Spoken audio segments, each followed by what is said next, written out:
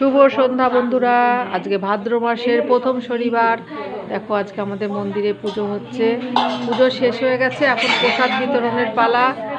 সিন্নি মাখা হচ্ছে। আর ভাদ্র মাসের প্রত্যেকটা শনিবারেই সিন্নি বানানো হয়। আচ্ছা, সিন্নি মাখছে আমাদের অপর্ণা। অপর্ণা খুব ভালো মাখে। অপর্ণা কি কি দিয়েছ সিন্নিতে বলো তো? বলো কি কি দিয়েছ? নারকেল, সুজি, ময়দা, চালের গুঁড়ি, আর সন্দেশ, সব ফল টল সব কিছু দিয়ে, যেটা ভালোবাসে সব দিয়েছি।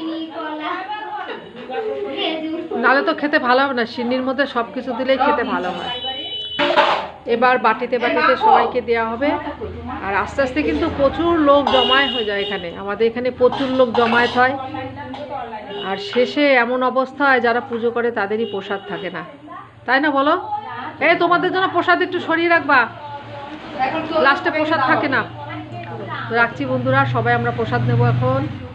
সবাই ভালো থেকো, সুস্থ থেকো।